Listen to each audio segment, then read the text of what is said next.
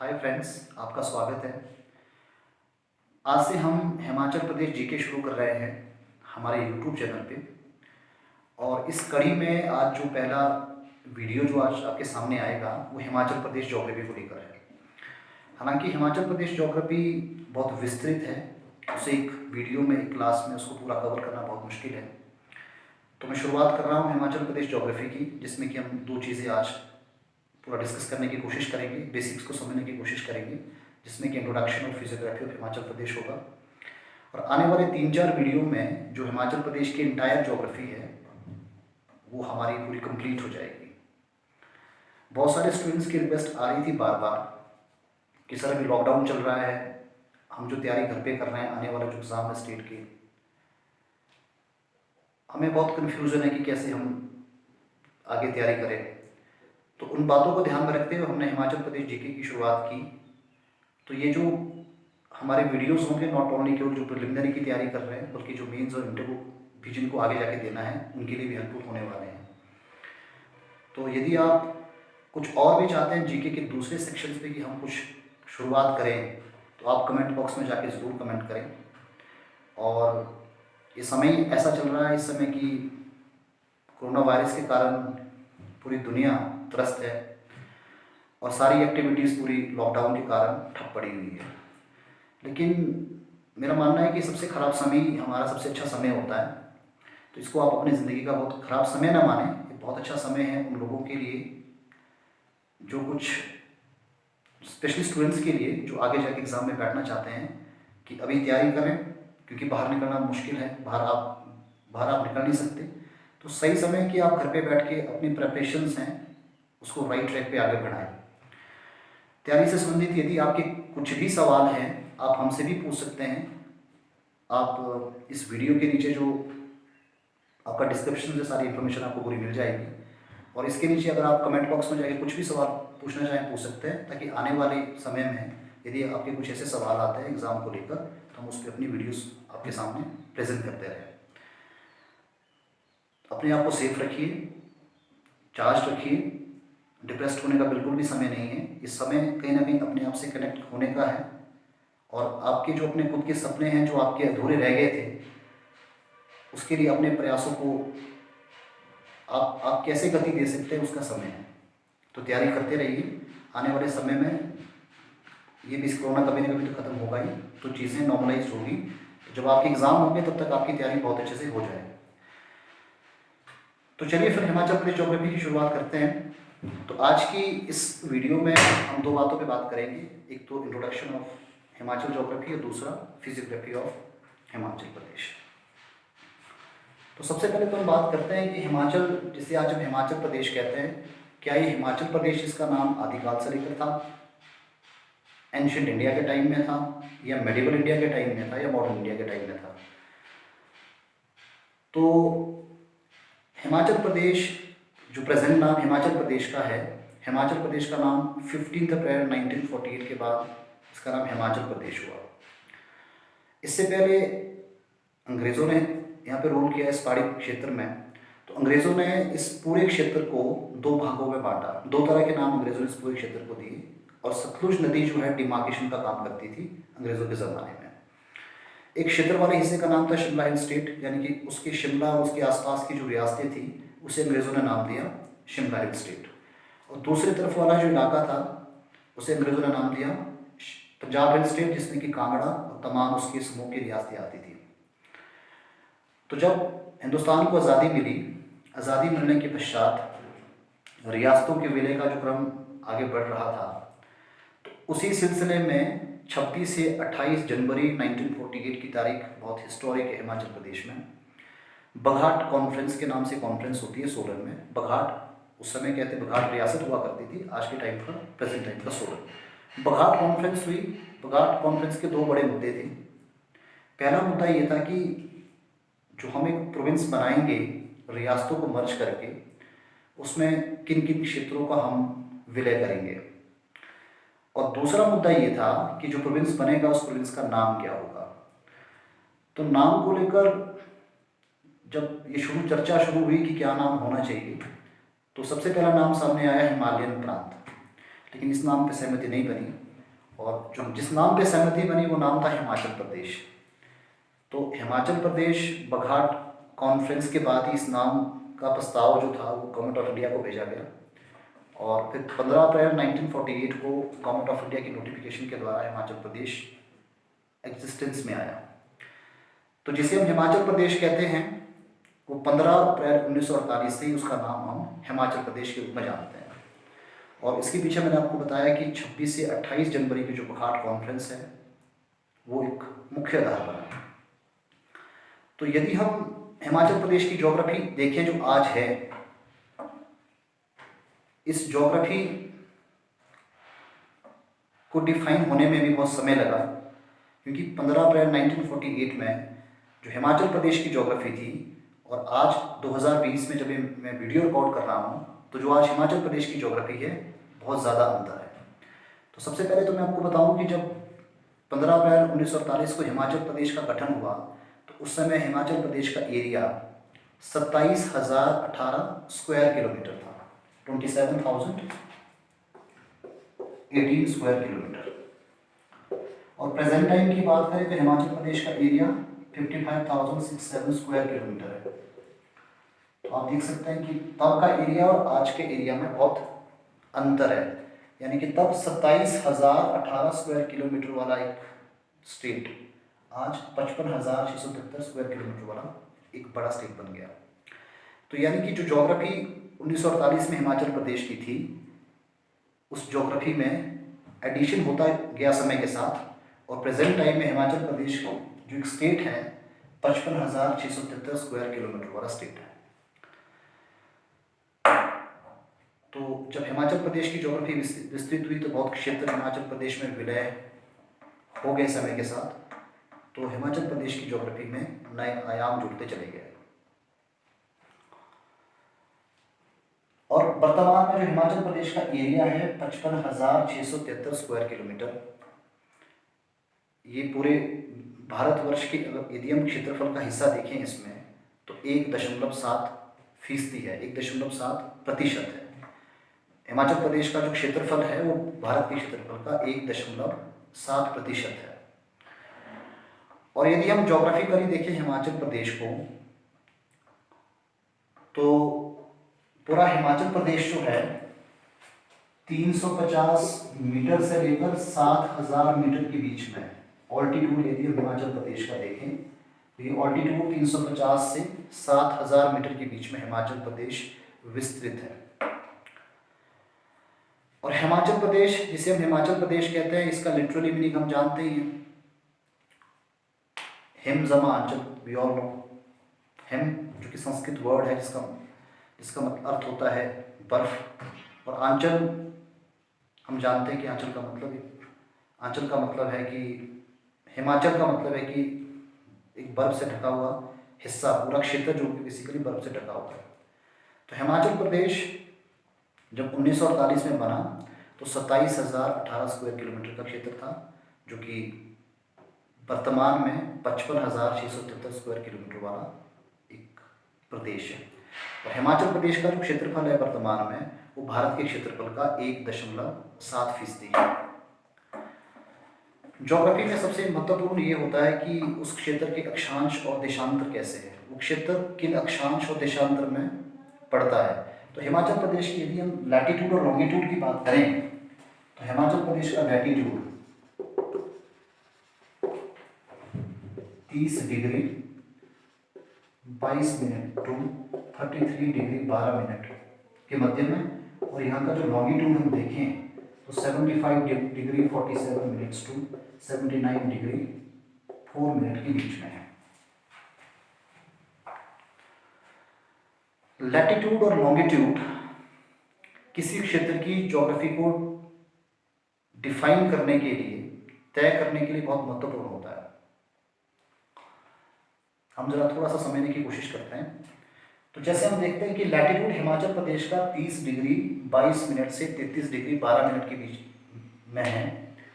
तो इसका अर्थ ये हुआ लैटिट्यूड कि कोई भी स्थान इक्वेटर से कितना दूर है, और हिमाचल प्रदेश का जो लैटिट्यूड है वो 30 से 33 डिग्री के बीच में, यानी कि हिमाचल प्रदेश सब ट्रॉपिकल जोन में आता है। 0 से 23 डिग्री हाफ का जो क्षेत्र है वो ट्रॉपिकल जोन है, और उससे ऊपर का जो क्षेत्र है वो आपका 66 डिग्री तक का उस सब ट्रॉपिकल जोन में आता है। तो हिमाचल प्रदेश यदि हम जोग्राफिकली देखें तो सब ट्रॉपिकल जोन में आता है। तो सब ट्रॉपिकल जोन की जो क्लाइमेटिक अवस्था होगी वो ट्रॉपिकल जोन की तरह नहीं होगी।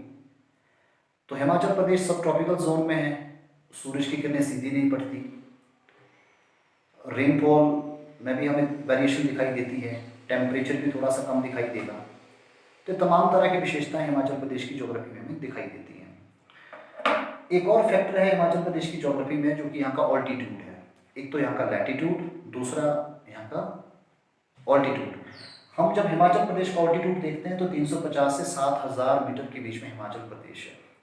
हिमाचल प्रदेश की ज्योग्राफी में यहाँ के क्लाइमेट को डिफाइन करने के लिए इस ऑल्टीट्यूड की बहुत बड़ी भूमिका है। इस ऑल्टीट्यूड के कारण पूरे हिमाचल प्रदेश में, हालांकि पूरा हिमाचल प्रदेश सब ट्रॉपिकल जोन में आता है, लेकिन इस ऑल्टीट्यूड के कारण क्लाइमेटिकल रीजन्स, स्टेट के अंदर अलग अलग क्लाइमेटिकल रीजन्स पाए जाते हैं। हम देखते हैं कि 350 मीटर से 400 मीटर के बीच का जो क्षेत्र हिमाचल प्रदेश का है, वहाँ के तापमान, वहाँ की वर्षा और वहाँ की वनस्पति, और वो क्षेत्र जो कि आपका 4000-5000 मीटर की ऊंचाई पर स्थित है, उस क्षेत्र के तापमान, वहाँ की जलवायु, वहाँ की वनस्पति में बहुत भिन्नता दिखाई देती है। ऑल्टीट्यूड के कारण ही हिमाचल प्रदेश के क्षेत्रों में अलग अलग तरह का तापमान, मिट्टी, जलवायु और वनस्पति हमें दिखाई देती है। तो यहाँ का ऑल्टीट्यूड हिमाचल प्रदेश की रीजनल ज्योग्राफी को एक दूसरे से अलग करता है। और यदि हम बात करें हिमाचल प्रदेश के लॉन्गिट्यूड की, तो हिमाचल प्रदेश के लॉन्गिट्यूड में डिफरेंस देखें तो सिर्फ 4 डिग्री का महज है, जिसका कि बहुत ज़्यादा अंतर हमें कोई दिखाई नहीं देता। तो हिमाचल प्रदेश की ज्योग्राफी को प्रभावित करने वाले 2 मुख्य कारक है, यहाँ का लैटिट्यूड और यहाँ का ऑल्टीट्यूड। ये बहुत महत्वपूर्ण है। तो चलिए आगे हम बात करते हैं। अब आगे हम बात करेंगे कि जो हिमाचल प्रदेश की ज्योग्राफी है, जिसमें कि 55,673 स्क्वायर किलोमीटर वाला एक क्षेत्र है, 55,673 स्क्वायर किलोमीटर वाला जो क्षेत्र हिमाचल प्रदेश है, तो छोटा सा मैप बनाऊंगा, नक्शा बनाऊंगा, कोशिश करेंगे पूरा हिमाचल को अंडरस्टैंड करने की।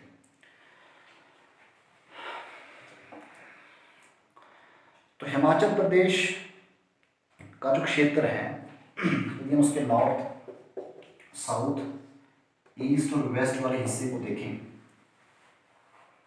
तो हिमाचल प्रदेश के जो नॉर्थ में नेबरिंग स्टेट्स हिमाचल प्रदेश की हैं वो जम्मू एंड कश्मीर, और अब जो नया बना यूटी लद्दाख है, तो ये भी हमारा नेबर है। तो नॉर्दर्न जो हमारे स्टेट्स हमारे नेबर हैं उसमें से कि जम्मू एंड कश्मीर और दूसरा लद्दाख। यदि हम वेस्टर्न हिस्से की बात करें तो वेस्टर्न हिस्से में हमारे जो नेबर्स हैं वो पंजाब, और साउथर्न हिस्से की यदि हम बात करें तो साउथर्न हिस्से में हमारा हरियाणा, और यदि हम साउथ ईस्ट की बात करें तो उत्तराखंड और उत्तर प्रदेश भी साउथर्न हिस्से में है। और यदि हम ईस्टर्न हिस्से की बात करें तो ईस्टर्न हिस्से में हिमाचल प्रदेश का जो नेबर है, तिब्बत का जो रीजन है, हमारा ईस्टर्न हिस्से का नेबर है।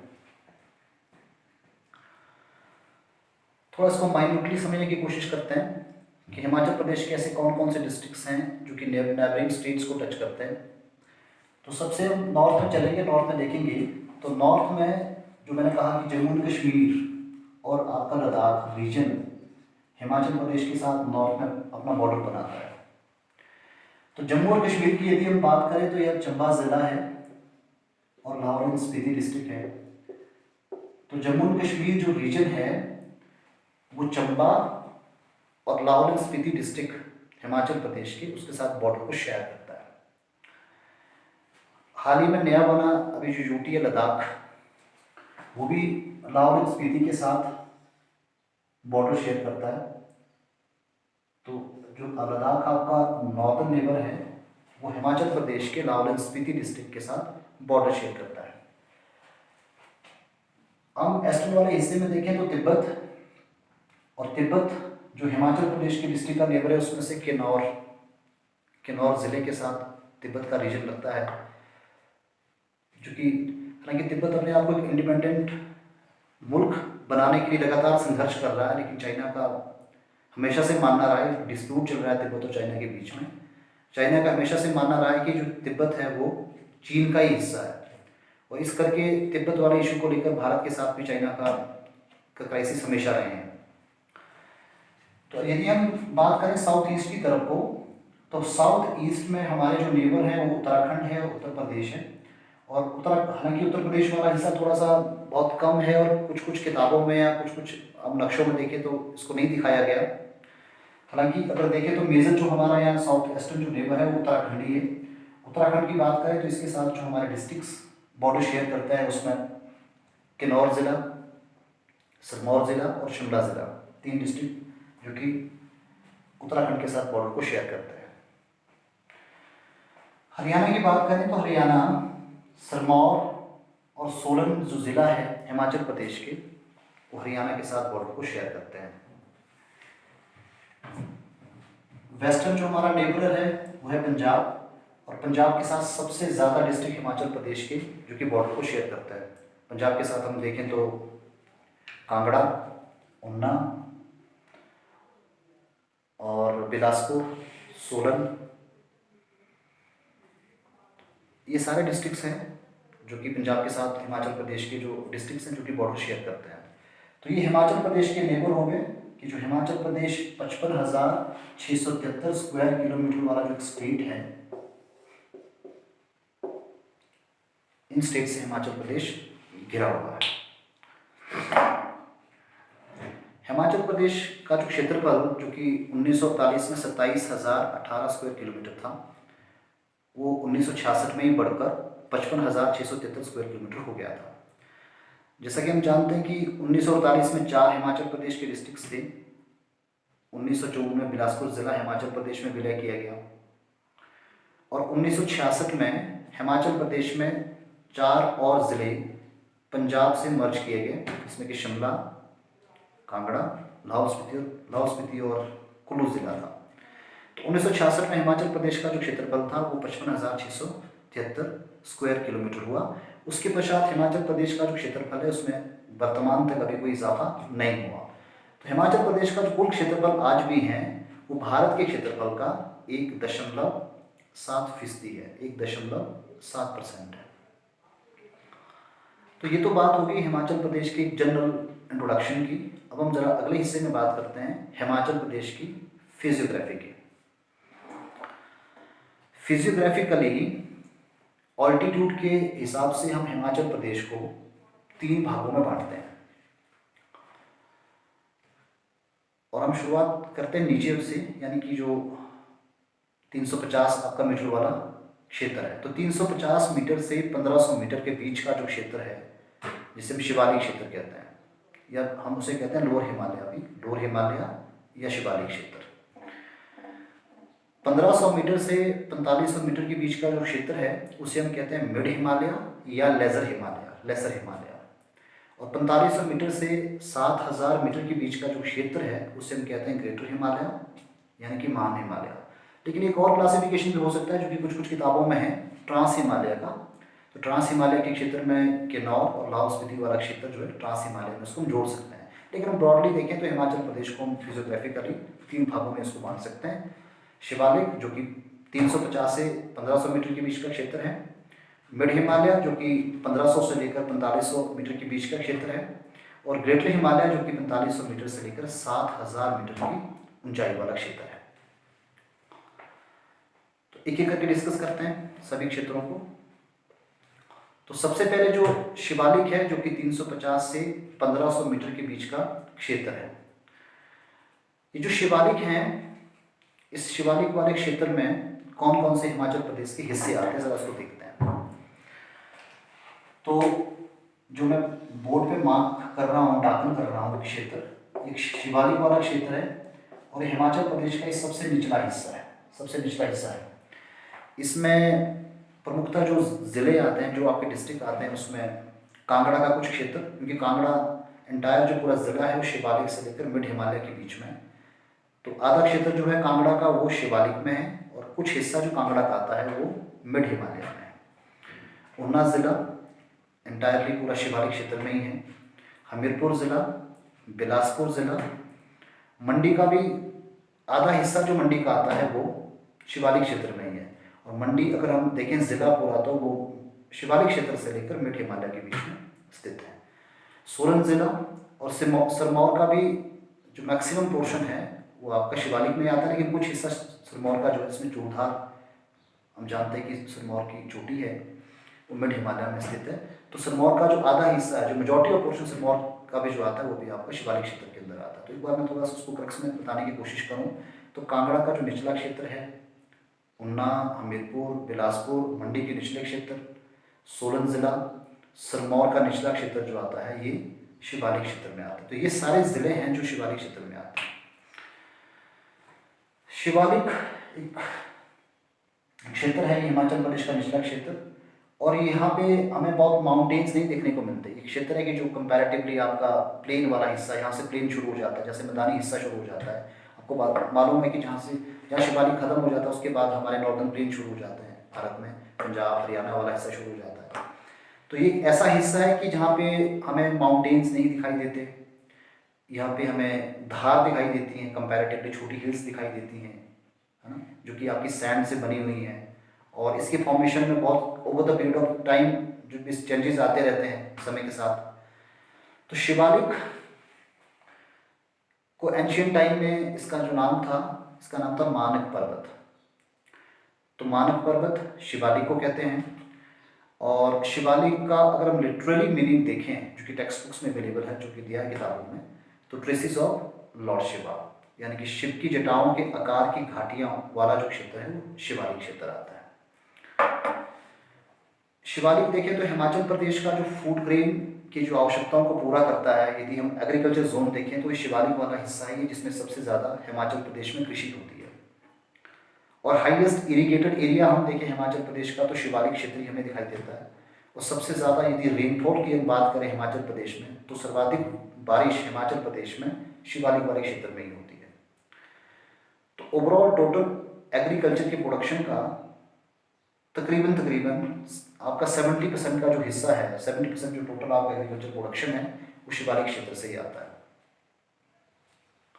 और यदि हम बात करें हिमाचल प्रदेश की इंडस्ट्री की, तो हिमाचल प्रदेश का जो इंडस्ट्रियल एस्टेब्लिशमेंट है उसमें से तकरीबन 80% जो इंडस्ट्रीज है हिमाचल प्रदेश में वो इसी क्षेत्र में स्थित है।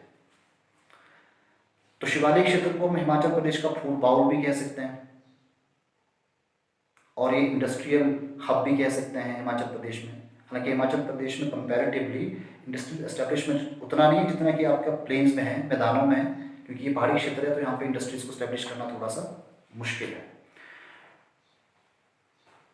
तो आइए चलते हैं दूसरे हिस्से में। दूसरा जो क्लासिफिकेशन है मिड हिमालय का, यानी कि लेजर हिमालय का। 1500 मीटर से 4500 मीटर के बीच का क्षेत्र मिड हिमालय। और मिड हिमालय में यदि हम देखें तो कौन कौन से हिमाचल प्रदेश के क्षेत्र आते हैं, एक बार उसको समझ लेते हैं। तो मैं थोड़ा सा एक मैप को मार्क कर लूँगा। मिड हिमालय में वो सारे क्षेत्र जिसमें कि शिमला ज़िला, मंडी ज़िला जो कि शिवालिक में मंडी कुछ क्षेत्र नहीं आते थे वो सभी क्षेत्र, और कुल्लू ज़िला और कांगड़ा के बचे हुए क्षेत्र जो कि शिवालिक में नहीं थे। ये थोड़ा अधिक ऊंचाई वाले जो क्षेत्र आते हैं कांगड़ा के, मंडी के, सिरमौर के, शिमला ज़िला और कुल्लू ज़िला जो है वो मिड हिमालय का हिस्सा है। मिड हिमालय में यदि हम देखें तो हमें यहाँ माउंटेन रेंज, यहाँ थोड़े से माउंटेन्स हम देखते हैं कि अब कुछ माउंटेन की शुरुआत अब हो जाती है इस क्षेत्र में। तो यहाँ पे हमें 2 माउंटेन रेंज दिखाई देती है, एक पीर पंजाब, दूसरा हमारा धौलाधार। कंपैरेटिवली देखें तो पीर पंजाब जो श्रृंखला है, जो माउंटेन रेंज है, वो ऑल्टीट्यूड में, ऊंचाई में ज़्यादा है थोड़ी सी धौलाधार से। तो पीर पंजाब यदि माउंटेन रेंज की बात करें तो ये चंबा से होती हुई, चंबा में इसका मेजर पोर्शन चंबा में ही पीर पंजाब का, तो चंबा में ही ज़्यादा ही, चंबा से थोड़ी सी कांगड़ा तक भी एक एक्सटेंडेड है, हालांकि कांगड़ा में इतना इसका पोर्शन नहीं, हालांकि थोड़ा सा कुल्लू वाले हिस्से में भी है, लेकिन मेजरली जो पीर पंजाब रेंज का जो कॉन्सेंट्रेशन है वो आपका चंबा ज़िला में है। तो पीर पंजाल जो है ये ग्रेटर हिमालय को जो सतलुज के पास ही सेपरेट करती है। तो सतलुज के पास ही ग्रेटर हिमालय से अलग होकर हिमाचल प्रदेश की तरफ यानी कि चंबा की तरफ बढ़ती है। दूसरी जो माउंटेन रेंज है वो है मिड हिमालय में धौलाधार, और एंशियंट टाइम में धौलाधार को कहते थे मोलाक पर्वत। ओके, धौलाधार का यदि हम देखें तो इसे वाइट पीक्स भी कहते हैं ड्यू टू, क्योंकि ये जो श्रृंखलाएं हैं धौलाधार की पूरा साल भर बर्फ से घिरी रहती हैं, पर स्नोबॉन्ड एरिया है पूरा ये, तो इसलिए इसे वाइट पीक्स भी हम कहते हैं धौलाधार को। तो धौलाधार जो माउंटेन रेंज है ये चंबा कांगड़ा से होती हुई मंडी तक एक्सटेंडेड है, लेकिन इसका जो मेजॉरिटी पोर्शन, जो मेजर पोर्शन आता है वो कॉन्सेंट्रेटेड है आपका कांगड़ा में, यानी धर्मशाला वाला जो पूरा रीजन हमें दिखाई देता है। तो ये दो माउंटेन रेंजेस हैं जो कि हमें मिड हिमालय में दिखाई देती है। अब मिड हिमालय की हम कुछ कैरेक्टरिस्टिक्स की बात करें तो मिड हिमालय क्योंकि कंपैरेटिवली शिवालिक से थोड़ा हाई ऑल्टीट्यूड वाला एरिया है, तो यहाँ में शिवालिक के मुकाबले यहाँ की वेजिटेशन में हमें वेरिएशन दिखाई देती है, और टिपिकल यहाँ सब ट्रॉपिकल क्लाइमेटिकल कंडीशन हमें दिखाई देती हैं। तो यहाँ पे एग्रीकल्चर उस हिसाब से नहीं है जिस हिसाब से शिवालिक क्षेत्र में होता है। ये पूरा फॉरेस्ट्री और हॉर्टिकल्चर जोन है, हॉर्टिकल्चर प्रोडक्शन यहाँ पे ज़्यादा है, एप्पल बेल्ट है पूरी। इसके अलावा जो दूसरे हॉर्टिकल्चर जो प्रोड्यूस है उसका उत्पादन इस क्षेत्र में किया जाता है। तो हिमाचल प्रदेश में जो हॉर्टिकल्चर प्रोडक्शन है उसका मेजर कॉन्सेंट्रेशन पूरा इसी क्षेत्र के अंदर आता है। शिमला ज़िला, कुल्लू ज़िला, मंडी ज़िला, सिरमौर का ऊपर वाला हिस्सा और कुछ किन्नौर का भी थोड़ा सा लोअर किन्नौर का हिस्सा भी इसी क्षेत्र में आता है। तो आइए हम बात करते हैं ग्रेटर हिमालय की। ग्रेटर हिमालय जो कि 4500 मीटर से 7000 मीटर के ऑल्टीट्यूड में स्थित है। ग्रेटर हिमालय में हिमाचल प्रदेश के बचे हुए ज़िले हैं वही आते हैं, जिसमें कि लाहौल स्पीति, किन्नौर ज़िला और चंबा का पांगी वाला जो रीजन है, जो हाई ऑल्टीट्यूड एरिया है, वो ग्रेटर हिमालय में स्थित है।